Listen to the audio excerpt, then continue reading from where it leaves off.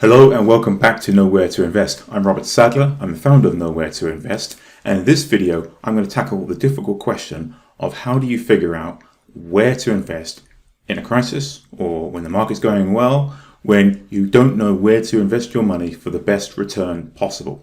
And by the time you finish watching this video, you have a solid framework behind you that will help you make these investment decisions. Now, this is the fourth in a series of videos in which I'm looking at where to invest during a crisis. And at the time recording in 2020, we have the COVID-19 crisis ongoing and various economic ramifications as a result of that. Of course, that has people thinking, well, how do I invest in this sort of market? It's difficult enough to know where to invest when things are going well, but when things are going bad, well, we all get a little bit more nervous about putting our money out there. The good news is, in my opinion, it doesn't matter whether there's a crisis or not. It's always a good time to invest, and you should always be thinking about investing, because it's your investments that will protect you in these times when there's a crisis, when there's a risk of losing income, losing a job, or various other things occurring. So the reason I picked this topic today is that a number of my clients who I speak to have this issue. And in fact, when I speak to people in Facebook groups and so on and so forth, the question always comes up, well, where should I put my money? Should I invest in this stock or that stock? Well, the trouble is you don't really want to just be asking people online where you should invest your money. And the reason for that is that it's a very personal choice, and it is dependent on your personal circumstances, your personal situation, and your personal challenges. It'd be a bit like if you found that you had some kind of ailment with your health, you're feeling a little bit sick, you wouldn't go into a Facebook group and ask the people in there, or maybe some people would, but I personally wouldn't go into a Facebook group and describe all of my personal problems and hope that somebody could give me a medical diagnosis. That would be crazy. What would you do in that circumstance? You'd go to a doctor and you'd get a personalized diagnosis from the doctor of what your particular issue is and then how you address it. Now, it's similar with investment, in that any action that you take, any investment action, has to be based on your specific circumstances. So where do we start with that? Well, one of the issues that, as I said, a client of mine mentioned to me is that he found himself leaping from investment to investment, that he was basically moving money around to make money. In other words, at one moment he would be doing real estate, another moment he might be investing in jewelry, or he might be doing FX trading, and he'd make a little bit of money and lose a little bit of money, but he never really seemed to be getting anywhere.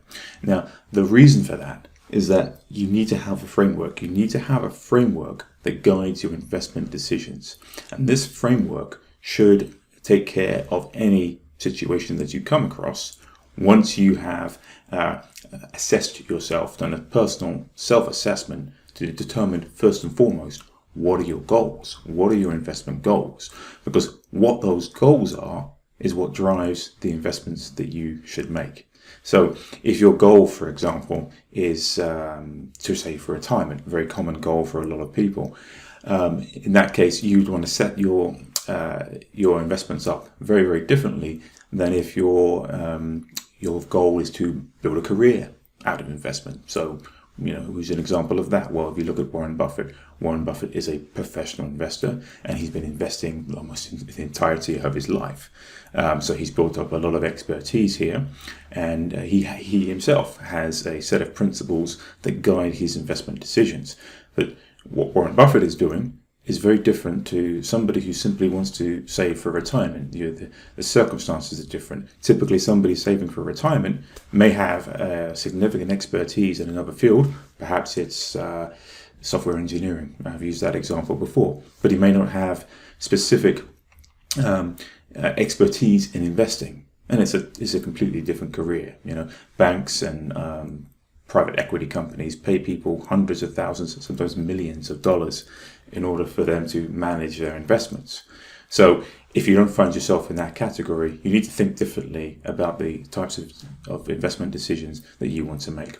But a common goal that I hear from people is that they want to set up, they want a passive income. They want to be able to retire at some point, presumably early, and then live off of this passive income. So, okay, that's a fine goal.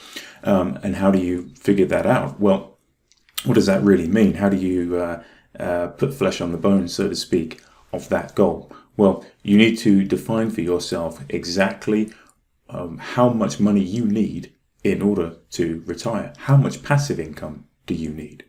And it's important to think about this, because what I've seen is that a lot of people will buy a number of real estate properties, but without having thought ahead of time, well, how much money do I need to get out of this investment? And then you find yourself managing property assets, but not really necessarily getting the money out of it that you need. So once you've assessed and figured out how much money you need, then you can start to think about how much money you need to earn from those investments over time. So how do you figure out how much money you need? Well, it's not too difficult. If you look at your situation now and look at how much money you're earning now and ask yourself, is this enough money for me to live on when I retire? And let's just say, for example, it is. Then that's the amount of money you need. And so you'll figure out in 10 or 20 years or whatever your time horizon is, that this is how much income, passive income, I need flowing in from my investments for me to say goodbye to my job. Okay, so that's good. Now, once you determine what that amount is, and let's just say that amount is $100,000 a year, that's how much passive income you need to be earning. Then you need to have a portfolio of financial assets that will give you a cash flow of $100,000 a year. And let's just say, just throwing a number out there, let's just say that you think you can earn 10% passively from your investment portfolio. Then that means you need an investment portfolio of $1 million. Okay, so now we know that in 10 or 20 years you need an investment portfolio of $1 million. Okay, so how do we get there from here? Well, let's say that you already have a little bit of money put aside, and you can add more money. You take money from your salary, add it to your investment portfolio over time.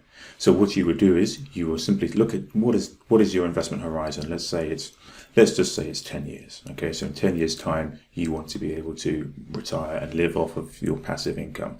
So you would then need to calculate what interest or return you are going to earn from your investment portfolio from day one, from today, for the next 10 years in order to get to that $1 million portfolio.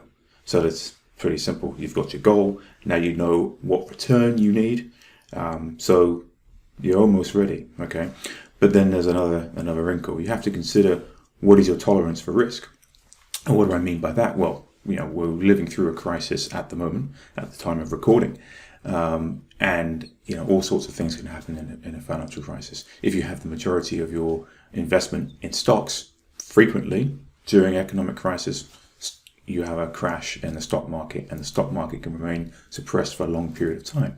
So you have to ask yourself then, if your investment portfolio takes a hit, let's say in year 9, the year before that you're about to retire, can you recover from that in that space of time? In other words, do you think that you'd be able to put more money into your investment account in order to get to that $1 million? Or can you afford to perhaps wait a little bit longer, maybe add a year or two for the stock market to recover? But what we're talking about here is getting a sense of how much risk you can afford to take. There is another angle to this. Perhaps you find an investment that is a higher level of return, and perhaps if you do this investment, you might be able to retire in 8 years rather than 10. However, perhaps this particular investment is significantly riskier. So what would be an example of that? An example of that might be investing in, say a bunch of penny stocks. And then you take your money out of an investment fund, which tend to be well diversified. The returns tend to be lower, but the risk also tends to be lower because of the diversification, because you've got maybe 100, 500 stocks in this investment fund. You put it all into one investment, which as we see, if you look at individual stocks in the stock market, single investment can earn 30, 40, 50, 100%, maybe more in a year. But at the same time, if the company that owns that stock or is distributing that stock crashes, you could lose everything. So these are the relative risks. The more stocks you have, then the lower the risk. But the fewer stocks you have, potentially the higher the returns. So these are things you have to think about Can you tolerate high risk? If you lose all of your money in one investment, are you confident you can make that money back in another investment, or that you can put more money into your investment account? These are the things to consider. Another thing to consider about risk is your ability to quantify risk. Now, Warren Buffett says that risk comes from not knowing what you're doing. Well, Warren Buffett knows what he's doing. So what might seem riskier to us, to Warren Buffett, is not so risky, because he has a deep knowledge of the types of investments he's getting into. So let's take real estate, for example. How well do you know real estate? Well, I know real estate very well because I've been investing in real estate for over 20 years. So I understand the ins and outs, I understand the pitfalls, I understand all of the ways that an investment in real estate can go bad, but I also understand what makes a good real estate investment. Now, if your background is, for example, software engineering, do you have this background that allows you to look at, let's say a commercial real estate opportunity, let's say owning a strip mall? Are you sure that you can look at that strip mall and properly evaluate the risks surrounding that strip mall? Maybe you can. Probably, if it's not been your career to date, probably you can't. So maybe, rather than going directly into direct real estate investments and owning a specific property, maybe the fund route is a better route for you. But these are all things you have to consider. Maybe you have time in your spare time to learn how to invest and manage real estate, in which case perhaps you can quantify the risk and you're comfortable with it. So these are all the sorts of things you have to keep in mind. What are other elements? Well, you have to consider your constraints. So a big constraint for people is liquidity, we say. In other words, do you need to have money on hand to pay for, let's say, a deposit on a house, or maybe you want to buy a car. So perhaps you need to have that much money sat in cash while everything else can be invested. These are things to think about. We spoke about time horizon. If it's really important for you to retire in 10 years' time for whatever reason, then you need to make sure that your investments will get you there, which probably in turn means that you have less tolerance for risk. Things to keep in mind. What are other things? Taxes. Well, the way you set up an investment can impact the amount of taxes. And taxes are one of the number one things that severely impact your returns. So it's very important to think about taxes, and the larger your investments become, and also the type of investments, if you're doing a lot of direct investments, then it's really important to seek advice from tax consultants on the best way to structure your investment. What else? Legal and regulatory issues. Well, again, I bring the example of real estate. If you're getting into residential real estate, there are a ton of legal requirements that if you are a landlord, that you're responsible for. And a lot of that is to do with the upkeep of the property, the zoning requirements, and various other things, including the number of people you can have in a building. You need to know this stuff if you're going to get into real estate, particularly with residential, because the local governments are very keen to make sure that tenants are protected. So it's something very important to think about. And then unique circumstances, anything that I haven't spoken about already, but is unique to you. So one example, certainly one of my clients discussed with me, is the fact that he's self-employed and his income ebbs and flows. So in the good times, during a boom period, his income is very good. But when there's a crisis, all of a sudden income starts falling away. So somebody like that might want to consider holding more money, more of his investments in more liquid investments. And I've discussed these in previous videos with things like cash, savings accounts, certificates of deposits, gold, these sorts of things, bonds as well. So that pretty much covers the framework. And as I mentioned before in other videos, I cover all of these topics in my free book, which is available, and you can hit the link below to get hold of that book.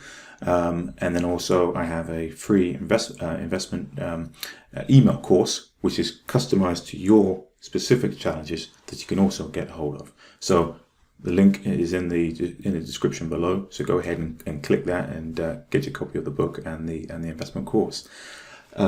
Finally, in the next video, I'm going to get into some of the instinctive behaviors that are holding you back either from investing or from investing well, and these behaviors may well be causing you to lose money in your investments. So I'm going to get into those in the next video.